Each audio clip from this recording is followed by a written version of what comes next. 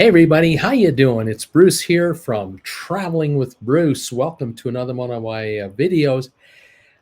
This video is about our trip that Jennifer and I took this summer to Stockholm, Sweden. And we were there for about 6 days. And we were in the downtown area, and we saw 1% of the city. It's just, you can't see it all. But let me give you a little peek here. This is an aerial shot. It's a stock footage shot. I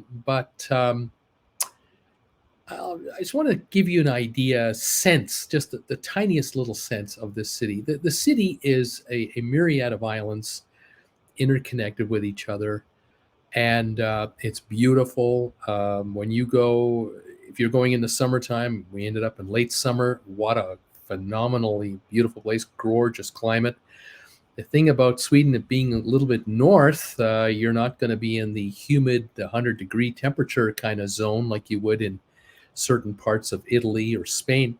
Here it's going to be a lot more moderate. And we found temperatures in mid-September 75, 80 degrees. And boy, I'll tell you, it was fabulous. If you look on the right, you'll see a roadway, a boulevard that goes all the way along the water. And that is a beautiful walkway area that we pedestrians can walk along. There's also a tram service there. Lots of bicycles, absolutely gorgeous. And you end up, you can walk either direction, obviously, on that roadway. We came from the city down to the bottom of the picture, turned to our left across that little bridge right at the bottom of the photo, bottom right, and came into this park area. This is an area with museums in it. And one of the museums that is in this park, we went and visited, and I'll tell you about that in a little while. The Parliament buildings and government buildings are I believe, across the water from this park. If I'm not 100% mistaken, it might be the island behind that where you see some church steeples. The opera house is there. Anyway, we were in this region of the city, and we only did Uber travel or taxi travel to get around, and we enjoyed it thoroughly. Where we stayed was at this place right here, the Berns Hotel, B-E-R-N-S, the Berns Hotel, historic hotel from 1863.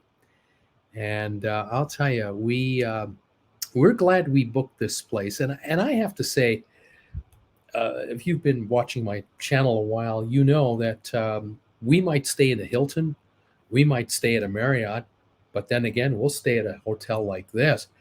And am I ever glad we did stay at a hotel like this? Man, oh man, was this special.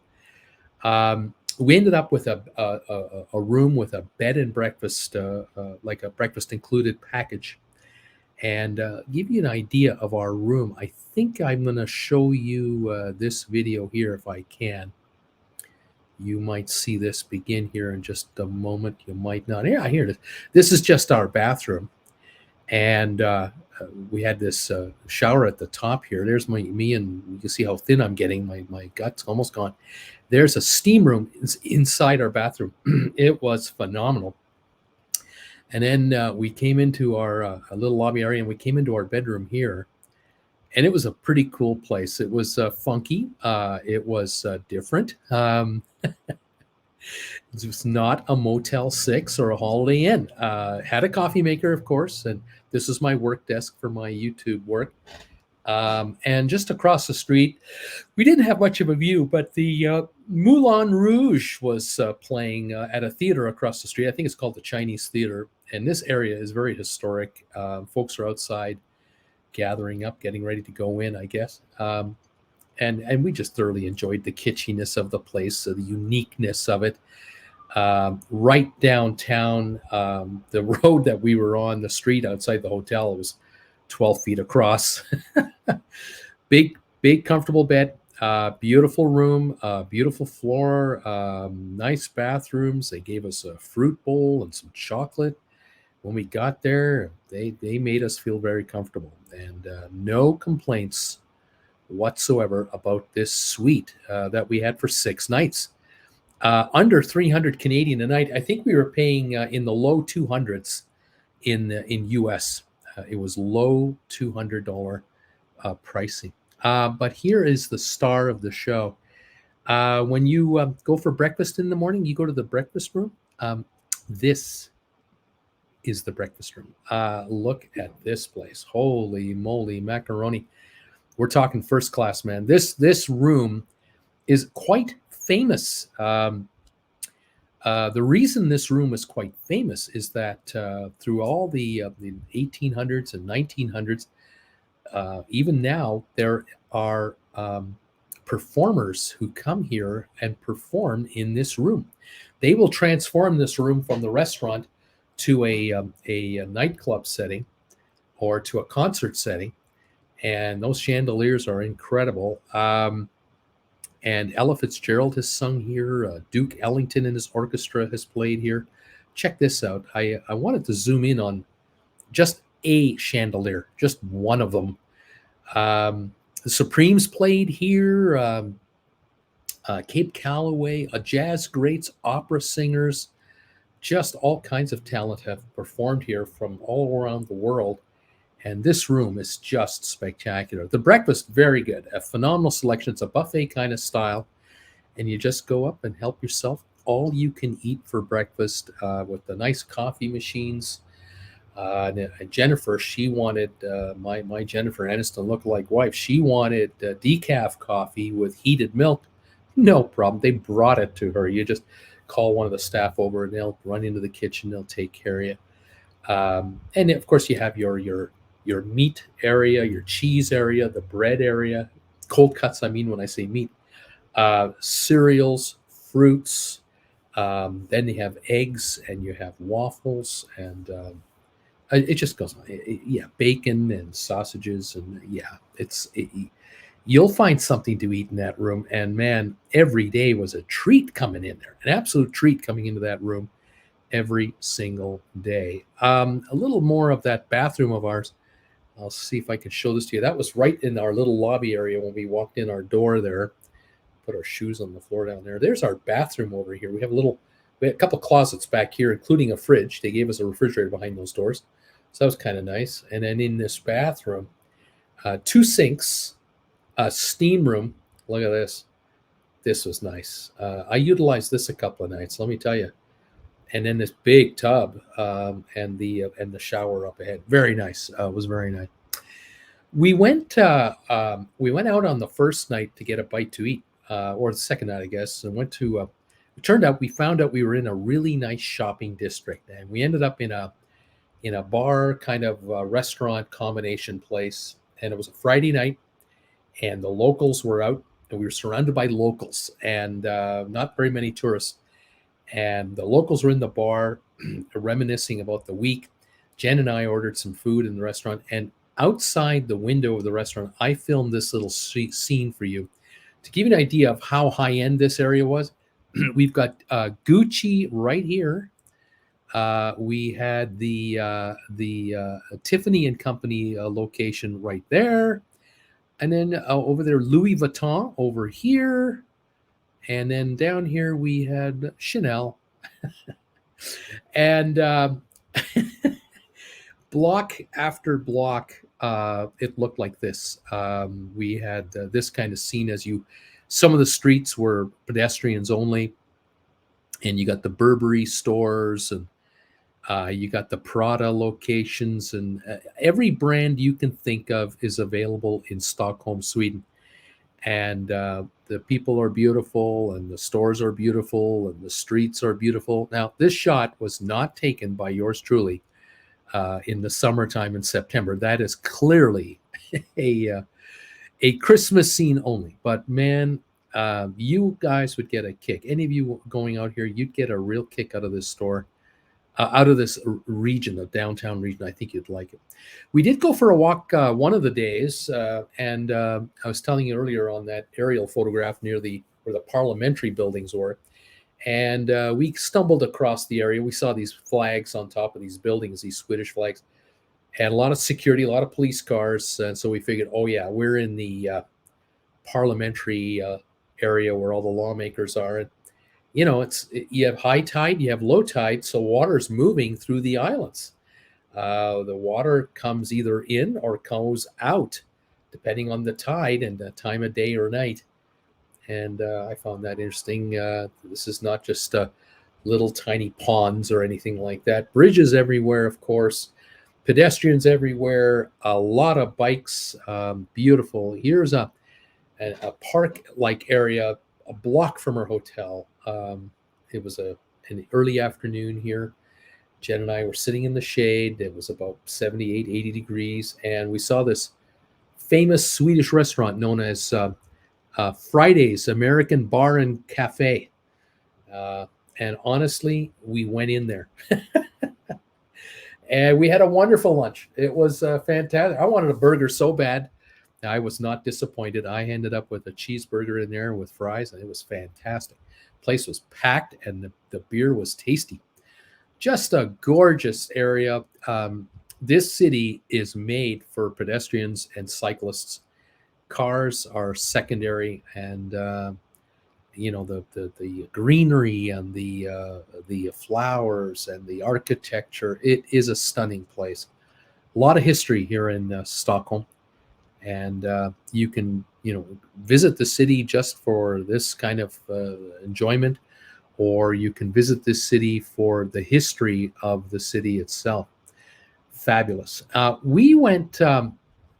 We were told you've got to go see this one museum that houses a famous warship, and people telling us a story of what's known as the Vasa warship, and she was built in 1628 in the 17th century, and within an hour of the ship being launched in front of the king, she caught a gust and sank. Here's a artist rendition of what it might have looked like. The warship was top heavy with 64 cannons, and the ship was parading in front of the king. They were showing off in front of the king, and the ship tilted, and all of the cannon doors were open to show the king all 64 cannons. And guess what? The water entered the ship through the cannon doors, and within half an hour, the ship was underwater. And for 400 years, almost 400 years, she remained below the surface of in the harbor in Sweden. And in 1961, 58 to 61, she was salvaged and brought up from the bottom. And a museum has now been built for this ship. And this building right here, it's kind of a weird looking structure. There's a building with a copper roof, which has masts, shipping masts sticking out of it. And what you're looking at is the museum that was built for the Vasa. And after she was salvaged, she was rebuilt. She was preserved. She was preserved with some kind of glycol type material. And for 20 years, the ship was dried out and then restored. And now you can see the ship yourself in person. And let me show you a video of a couple of videos of this ship. It's just stunning. Jen and I went into this museum, and we were pretty darn impressed. I gotta say, this was really, really something. I have here the first video. This is a miniature. This is a 10-to-1 replica. So it's 1/10 scale. And this is the back of the ship right here. Would that be the aft? And these ships had artwork. This particular ship had artwork everywhere, and all kinds of the leading figures of the day, historical figures of Sweden, and mythical figures, and the colors that were put on this ship were absolutely unbelievable. The good news and the amazing thing is that the historical records of this ship's build were preserved. And so to this day, they could tell you the exact color of the paint and where and how they made the paint in 1628. Remember, 1628, that's the king there at the very top. They can tell you how the paint was made. On the right there was a glimpse of the ship. Let me show you now another another little piece of the ship. I'll get it out. Here we go. Take a look at this. I zoomed in on it. Now, the thing about this building is you can go up about 9 stories in height. So you're standing over the ship. And the ship now is basically all black. And the added parts, the resurrected and preserved parts, you can see are not in black. They're in fresher looking wood. And they did not repaint this to make it look like original. There are replicas of this on the walls of this museum. But you can see this big post here. This area is brown. That is remade, where you can see in the ship there, the floor of the ship's original. The mast is redone because those fell off. But the replica, look at the model over to the left. There's the 10-to-1 model. And look how tiny the people are down at the very bottom, at the bottom of the ship. This thing is huge. 1628 is when it was built and sank. It is the only fully preserved 17th century warship in the world. 30 plus million people have seen it in this museum. I would bet you 95% of all school children from Sweden have come here. There's that model I was showing you earlier to give you an idea of what it looked like, but without all the paint on it on the side. You can just see what this thing looked like in all of its glory for only an hour. Amazing. The museum is an amazing place. You cannot you cannot see it all. We were in there for 2 hours, Jen and I, and with Jen's knee, we were limited. But boy, there are all kinds of little rooms that you can go into, and other glass display cases with leather, the clothing that some of the victims were wearing, the boots and the shoes. All of the galley, all of the kitchen galley was found. The kettle, the kettles, the pots, the pans. The captain's quarters were reconstructed. They made a replica of the captain's quarters that you could walk into and look into. Absolutely amazing, with more descriptions about the whole ship. You can just see how big this thing is. Really, really cool. Worth your while. It's a must, an absolute must see, open year round. And it's about $25 admission, worth the money to see it. Absolutely phenomenal. We got a real kick out of this museum, Jen and I. We enjoyed the downtown area. We enjoyed going out to eat at various restaurants. We got a real, just a real kick out of the whole thing. The city, beautifully clean, modern, obviously. The vehicles, the taxis, virtually all electric. All electric taxis. By the way, here's another shot of the inside of the ship, just to give you an idea of how tiny. That's only 5 feet high, by the way. So people were shorter back in 1600. But the city is a delight, is an absolute delight. English is spoken everywhere. Look at the signage; it's virtually all in English. Menus can be given to you in English versions. Not a problem.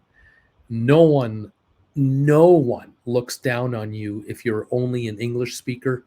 As a matter of fact, you're almost admired, because so many Swedes want to come to North America for a visit. They want to check it out. They're bombarded by American television like we are here in Canada. But I would say if you ever get the chance to head here to this city, you want to check it out. It is gorgeous. It is beautiful. I'm sure winter it's just as pretty in its unique way as it is in the dead of summer. And highly recommend it. We enjoyed it very much, and I hope you enjoyed this little peek at Stockholm. We left Stockholm, headed for Berlin, and then we headed for Vienna, and 2 more cities. We'll do some more videos for you coming up on that, but highly recommend you get the chance, go to Stockholm. Thanks for joining me today. I hope you like these basic clips and little videos, and we'll talk to you next time on TWB.